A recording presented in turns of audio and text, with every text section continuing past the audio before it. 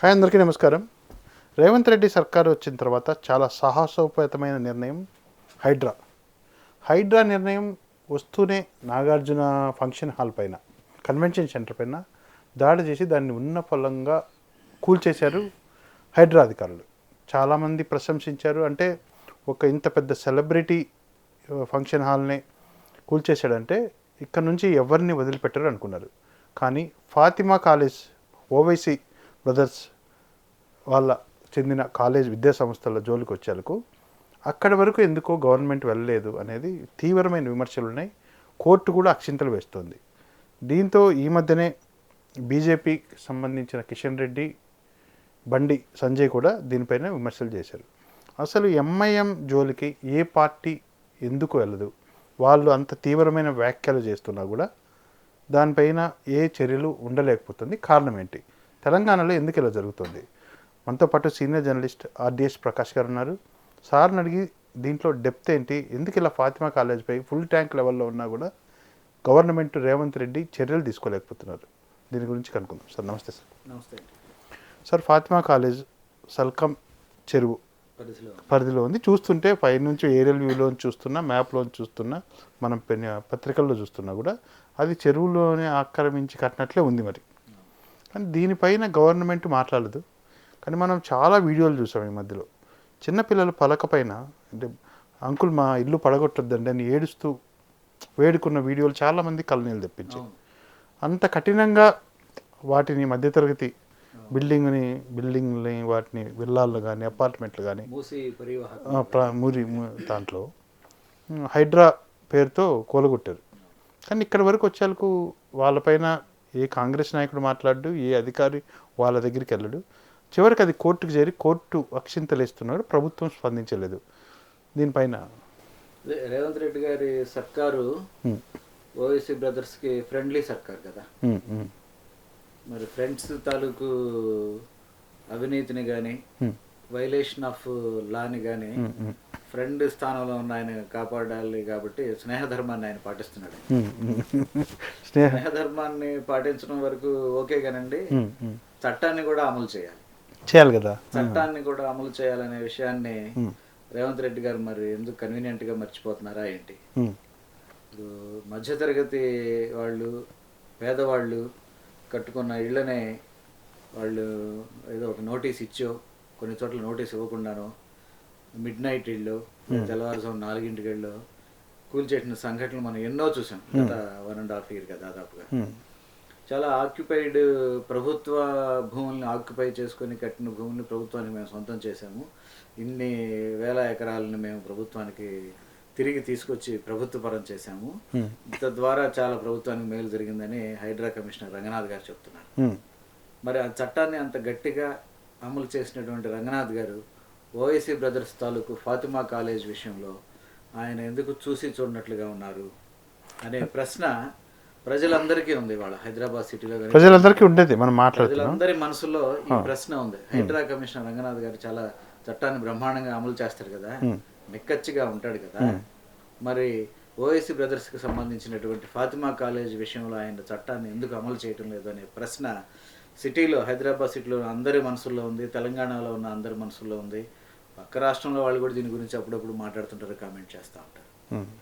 ఏంటంటే మనకు ఒకటే అర్థమవుతుంది, రేవంత్ రెడ్డి గారికి ఓవైసీ బ్రదర్స్ బాగా జిగరీ దోస్తులు కాబట్టి వాళ్ళంతా చక్కగా అప్పుడప్పుడు కలిసి బిర్యానీ తింటా హ్యాపీగా ఎంజాయ్ చేస్తుంటారు కాబట్టి, అన్నా నువ్వు ఇటు వస్తే అలాగా అని ఆయన అంటాం, భయ్యా నేను ఎందుకు అటు వస్తానని ఈయన అంటాం, ఇలా జరుగుతుందేమో అనేటువంటి అభిప్రాయం ప్రజల్లో కలుగుతూ ఉంది. అంటే సార్ ఇంకొకటి కూడా దీంట్లో, ఇంతకుముందు టీఆర్ఎస్, ఇప్పుడు బీఆర్ఎస్ వాళ్ళు కూడా ఫ్రెండ్సే.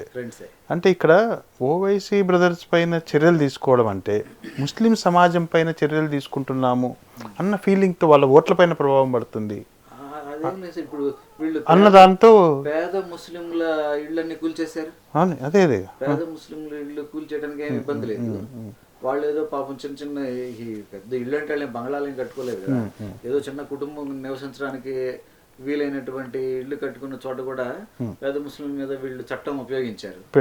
కానీ రిచ్ ముస్లిం మీద, ఒక పవర్ ఉన్న ముస్లిం మీద ఒక ఎమ్మెల్యే ఎంపీగా ఉన్నారు కాబట్టి వాళ్ళ దగ్గర ఒక ముస్లిం ఓటు బ్యాంక్ ఉంది కాబట్టి వాళ్ళ మీద పవర్ చట్టం ఉపయోగించడానికి రేవంత్ రెడ్డి గారు వెనకడుగు వేస్తున్నారా, వెనకంజ వేస్తున్నారా?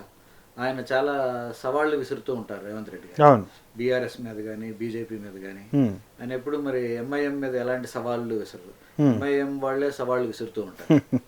మరి ఎందుకు ఇలా? ఆయన చాలా డైనమిక్ లీడరు, చాలా యాక్టివ్ పొలిటీషియన్. వాళ్ళ సీఎంగా ఆయన చాలా కొన్ని మంచి స్కీమ్స్, మంచి పథకాలు అవన్నీ చేస్తున్నారు.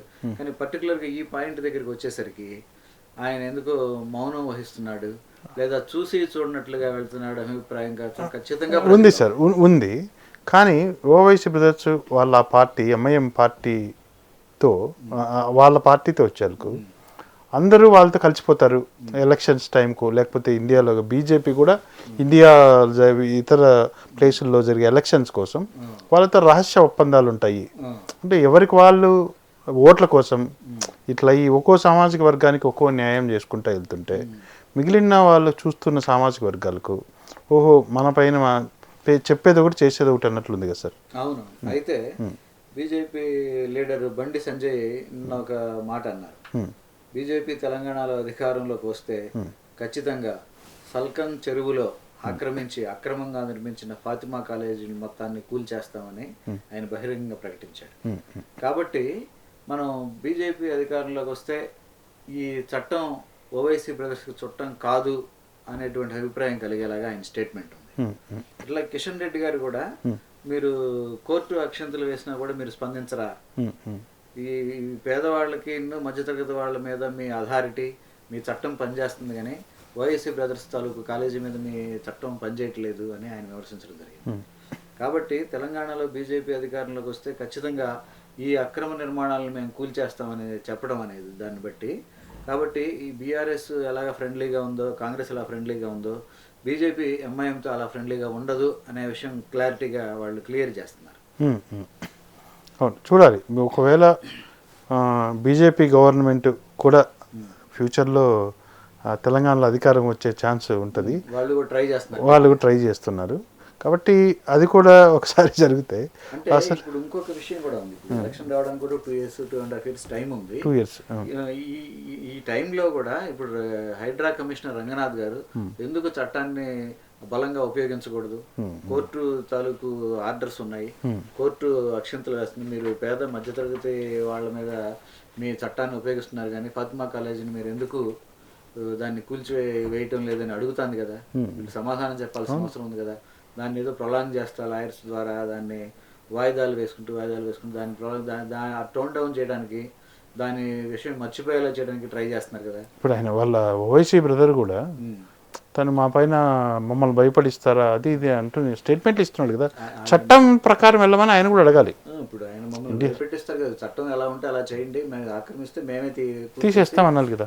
సరైన చోట మేము మళ్ళీ కట్టుకుంటాం, అప్పుడేదో పొరపాటును కట్టామేమో అనేలాగా ఆయన స్పందన ఉండాల్సింది పోయి మమ్మల్ని భయపెడతారా, మా దగ్గరికి మా జోలికి వస్తే మేము ఊరుకుంటాం అనుకుంటున్నారా అని ఆయన భయపెడుతున్నాడు. అవును అవును, ఆయన ప్రభుత్వాన్ని చట్టాన్ని కూడా భయపెడుతున్నాడు. ఈ విషయం మరి గట్టిగా హైడ్రా కమిషనర్ గారు రంగనాథ్ గారు కూడా దృష్టిలో పెట్టాలి. రేవంత్ రెడ్డి గారు కూడా మరి మీరు ఇలా చూసి చూడనట్టుగా వెళితే ప్రజల్లో మీ పట్ల కలిగే అభిప్రాయాలు మారే అవకాశం ఉంటుంది. ఒక స్టేట్మెంట్ అని ఇవ్వాలి కదా సార్. అది నిజంగా సల్కం చెరువు పైన కాలేజీ ఫాతిమా కాలేజ్ ఉంటే ఖచ్చితంగా హైడ్రా కూల్చేస్తున్న ఒక స్టేట్మెంట్ ఇవ్వాలి కదా. ఆయన దాన్ని మౌనం పాటించడానికి కూడా ప్రజలు గమనిస్తారు. ఖచ్చితంగా మీరు ఒక యాక్టివ్ డైనమిక్ పొలిటీషియన్ అని నమ్మే వాళ్ళు కూడా ఈ విషయంలో మీరు మీ ధోరణి పట్ల అసంతృప్తిగా ఉన్నారనే విషయాన్ని కూడా మీరు కొంచెం దృష్టిలో పెట్టుకోవాల్సిన అవసరం ఉంటుంది. దయచేసి మీరు చట్టం అక్కడ కూడా అమలయ్యేలాగా మీరు కృషి చేయవలసిందిగా ప్రజలందరూ కోరుతున్నారు. తప్పకుండా సార్, చూద్దాం ఇది ఎటువైపు దారి తీస్తుందో. ఇప్పుడు ఏమంటే కోర్టు కూడా అక్షింతలు వేసే దాని వరకు వచ్చింది కదా. కోర్టు డైరెక్షన్ చేసి పక్క దాంట్లో ఉంటే FTLలో ఉంటే ఖచ్చితంగా కూల్చేయడానికి కోర్టు డైరెక్షన్ ఇస్తే వీళ్ళు సుప్రీంకోర్టుకి వెళ్తారేమో.